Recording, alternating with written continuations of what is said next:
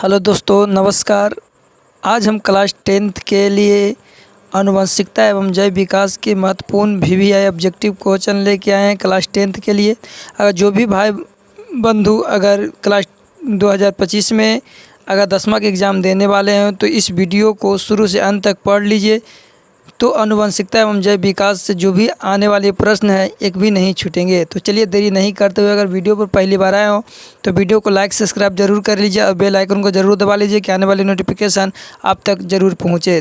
तो चलिए दोस्तों, हम लोग क्वेश्चन की ओर बढ़ते हैं। और इस प्रश्न में अगर आप शुरू से अंत तक वीडियो देख लेते हैं तो आपको करीब करीब एक भी प्रश्न नहीं छूटेगा। तो चलिए देरी नहीं करते हुए हम लोग प्रश्न की ओर बढ़ते हैं। और प्रश्न कहता है कि आनुवांशिक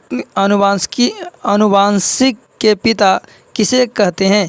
तो आनुवांशिक के जो पिता है जो किनको कहते हैं बाबू, तो इसका जो आंसर होगा ग्रेगर जॉन मेंडल को। तो इसमें मेंडल है तो ऑप्शन नंबर सी हो जाएंगे आंसर। हम आंसर के सामने तीर का निशान लगाते जाएंगे, आप लोग याद करते जाइएगा। चलिए हम लोग आगे बढ़ते हैं। अगला प्रश्न है और हम लोग कम समय में अधिक प्रश्न करेंगे। आप लोग शुरू से अंत तक वीडियो देख लीजिए। कहता है कि मेंडल ने अपने प्रयोगों के लिए किस पौधों का चयन किया था। मेंडल ने अपने प्रयोगों के लिए किस पौधे का चयन किया था। तो साधारण मटर का किया था। अगर जो भाई ए मारा कि सर ये होगा, उसका आंसर करेक्ट है। चलिए आगे हम लोग बढ़ते हैं। अगला प्रश्न है बाबू, कहता है मेंडल ने अपने प्रयोग के लिए कितने विकल्पी लक्षणों का अध्ययन किया था। तो 7 किया था। अगर जो है बी मारा कि सर बी होगा 7, उसका आंसर सही है। चलिए आगे हम लोग बढ़ते हैं और आंसर के सामने हम लोग है ना तीर का निशान लगाते जाएंगे, आप लोग याद करते जाइएगा। तो इसका जो आंसर होगा बी 7, कोई दिक्कत। चलिए आगे हम लोग बढ़ते हैं। अगला प्रश्न है बाबू, कहता है कि निम्न में से कौन बौने पौधों को दर्शाता है। तो जो छोटा टी जो है वो बौने पौधे को दर्शाता है। तो अगर जो भाई बी मार रहा है कि बी होगा सर, उसका आंसर करेक्ट है ना। छोटा टी जो है वो बौने पौधों को दर्शाता है। तो अगर जो बी मार रहा है कि सर बी होगा, उसका आंसर करेक्ट है। चलिए आगे हम लोग बढ़ते हैं बाबू। अगला प्रश्न है, कहता है निम्न में से कौन सभी जीवों के आनुवांशिक गुणों को पीढ़ी दर पीढ़ी संचारित करता है। तो कौन करता है बाबू, इसका जो सही आंसर होगा वो होगा, इसका सही आंसर बताइए। इसका सही आंसर होगा जीन। क्या होगा, जीन। अगर जो भाई जीन मारा है कि सर जीन होगा सी, उसका आंसर करेक्ट है। चलिए आगे हम लोग बढ़ते हैं बाबू।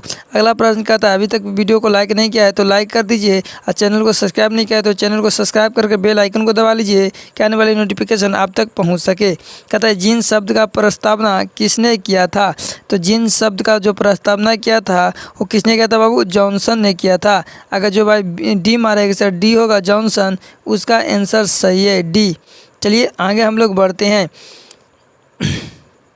अगला प्रश्न है बाबू, चलिए अगला प्रश्न है कि मनुष्यों में गुणसूत्र कितने जोड़ी पाई जाती है। तो जोड़ी में पूछ रहा है तो 23 जोड़ी मारेंगे। अगर खुदरा में पूछता कि सर खुदरबा में कितना होगा, तो खुदरबा में 46 होता। चले है ना, ऐसे 46 होते हैं मनुष्य में गुणसूत्रों की संख्या। जोड़ा में पूछे था 23 जोड़े मारेंगे। तो इसमें क्या पूछ रहा है कि 23, याद रखना इसमें जोड़ा में पूछ रहा है तो 23 जोड़े मारेंगे। जो अगर सी मार रहा है उसका आंसर सही है। चलिए आगे हम लोग बढ़ते हैं अगली प्रश्न की ओर। कहता है अगला प्रश्न बाबू कि मनुष्य में गुणसूत्रों की संख्या कितनी होती है। तो मनुष्य में गुणसूत्रों की संख्या कितनी होती है आपको बताएं, तो 46 होती है। अगर जो भाई ए मारा है कि सर ये होगा, उसका आंसर सही है। चलिए आगे हम लोग बढ़ते हैं अगला प्रश्न की ओर। अगला प्रश्न कहता है कि मनुष्य के 22वें जोड़ी क्रोमोसोम को क्या कहते हैं। तो ऑटोसोम कहते हैं। अगर जो भाई ए मारा है सर कि ये होगा, उसका आंसर सही है। चलिए आगे हम लोग बढ़ते हैं अगली प्रश्न की ओर। अगला प्रश्न कहता है छोटू कि मनुष्य के 23वें जोड़ी क्रोमोसोम को क्या कहते हैं। तो 23वें क्रोमोसोम को क्या कहते हैं, लिंक क्रोमोसोम कहते हैं। अगर जो भाई बी मारा है कि सर बी होगा, उसका आंसर करेक्ट है। चलिए आगे हम लोग बढ़ते हैं छोटू। अगली प्रश्न कहता है कि स्त्रियों का लिंग गुणसूत्र होता है। तो स्त्रियों का लिंग गुणसूत्र जो होता है XX होता है और पुरुषों का लिंग गुणसूत्र XY होता है। तो इसका जो सही आंसर होगा ए होगा। चलिए आगे हम लोग बढ़ते हैं अगली प्रश्न। हम आंसर के सामने तीर का निशान लगाते जा रहे हैं, आप लोग आंसर याद करते जाइएगा। कहता है पुरुषों का लिंग गुणसूत्र होता है, तो पुरुषों में लिंग गुण एक्स वाई होता है। तो अगर जो भाई बी मारे कि सर बी होगा, उसका आंसर सही है। क्या होगा बाबू? बी। अगर जो भाई बी मारे कि सर बी होगा, उसका आंसर सही है एक्स वाई। चलिए आगे हम लोग बढ़ते हैं अगली प्रश्न की ओर। अगला प्रश्न कहता है छोटू कि मानव का उद्भव कहाँ हुआ था? तो मानव का उद्भव जो हुआ था अफ्रीका में हुआ था। अगर जो भाई बी मारा कि सर बी होगा, उसका आंसर करेक्ट है। चलिए आगे हम लोग बढ़ते हैं अगली प्रश्न की ओर। अगला प्रश्न कहता है कि प्राकृतिक संसाधन है, तो जो प्राकृतिक संसाधन है छोटू, वन, जल और कोयला, तो ये सभी है। अगर जो भाई ये मारा कि सर ये सभी होगा, ऑप्शन नंबर डी उसका आंसर सही है। आंसर के सामने हम तीर का निशान लगाते जा रहे हैं, आप लोग आंसर याद करते जाइएगा। तो इसका सभी आंसर क्या होगा? सभी। चलिए आगे हम लोग बढ़ते हैं। कहता है कि अगला कहता है बाबू कि द ओरिजिन ऑफ स्पीसीज नामक पुस्तक किसने लिखा? तो किसने लिखा था बाबू? डार्विन ने लिखा था। अगर जो भाई ए मारा कि सर ये होगा, उसका आंसर करेक्ट है। चलिए आगे हम लोग बढ़ते हैं बाबू अगला प्रश्न की ओर। अगला प्रश्न कहता है कि प्राकृतिक चुनाव द्वारा प्राणियों का विकास किसका सिद्धांत है? तो किसका सिद्धांत है बाबू? तो जो इसका जो आंसर करेक्ट होगा वो डार्विनवाद होगा। अगर जो भाई ए मारा कि सर के ए होगा, उसका आंसर करेक्ट है। चलिए आगे हम लोग बढ़ते हैं बाबू अगली प्रश्न की ओर।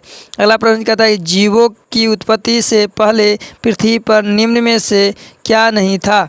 तो क्या नहीं था, इसका जो सही आंसर होगा, न ऑक्सीजन, न कार्बन डाइऑक्साइड, एक मिनट, न कार्बन डाइऑक्साइड था, न ऑक्सीजन था, न नाइट्रोजन था। तो इनमें से सभी, अगर जो भाई मारा है कि सर इसका आंसर इनमें से सभी होगा, उसका आंसर करेक्ट है। जो भाई डी मारा है उसका आंसर करेक्ट हो जाएंगे। चलिए आगे हम लोग बढ़ते हैं। अगला प्रश्न कहता है बाबू कि डेंगू उत्पन्न करने वाला मच्छर किस तरह के जल में पनपता है? तो साफ जल में पनपता है। अगर जो भाई बी मारा है कि सर बी होगा, साफ जल में, उसका आंसर करेक्ट है। चलिए आगे हम लोग बढ़ते हैं बाबू अगली प्रश्न की ओर। अगला प्रश्न कहता है कि जीवों में वंशानुगत गुणों का निर्धारण कौन है?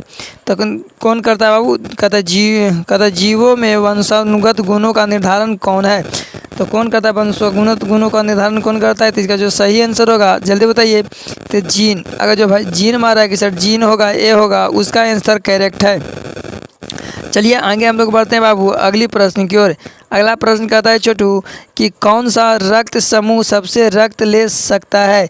तो कौन ले सकता है? तो ए बी जो रक्त समूह है वो सभी से रक्त ले सकता है। अगर जो भाई डी मारा कि सर डी होगा, उसका आंसर करेक्ट है। चलिए आगे हम लोग बढ़ते हैं। अभी तक चैनल को सब्सक्राइब नहीं किया है तो प्लीज़ चैनल को सब्सक्राइब कर लीजिए और बेल आइकन को भी दबा लीजिए कि आने वाले नोटिफिकेशन आप तक ज़रूर पहुँचे, और वीडियो को लाइक भी कर दीजिए।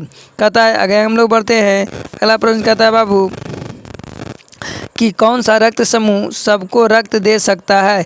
तो वो जो रक्त समूह है जो सभी को रक्त दे सकता है। अगर जो बात सी मारा कि सर का आंसर सी होगा, उसका आंसर करेक्ट है। हमेशा के सामने तीर का निशान लगाते जा रहे हैं, आप लोग आंसर याद करते जाइएगा। चलिए आगे हम लोग बढ़ते हैं। अगला प्रश्न कहता है बाबू कि किसी जीव की जीनी संरचना कहलाती है? तो क्या कहलाती है बाबू? तो जो इसका आंसर होगा जीनोटाइप। अगर जो भाई जीनोटाइप मारा है कि सर जीनोटाइप होगा, आंसर नंबर बी उसका आंसर करेक्ट है। चलिए आगे हम लोग बढ़ते हैं बाबू। अगला प्रश्न है, कहता है कि मनुष्य का सबसे करीबी संबंधी कौन है? तो चिंपांजी है। अगर जो भाई सी मारा है कि सर सी होगा, उसका आंसर करेक्ट है। चलो भाई आगे हम लोग बढ़ते हैं अगली प्रश्न की ओर। अगला प्रश्न कहता है कि वह प्रक्रम जिसके द्वारा नए जीव उत्पन्न होता है उसे क्या कहते हैं? उसे क्या कहते हैं? उसे बताइए। उसे जनन कहते हैं। अगर एक मिनट, उसे क्या कहते हैं बाबू? उसे जनन कहते हैं।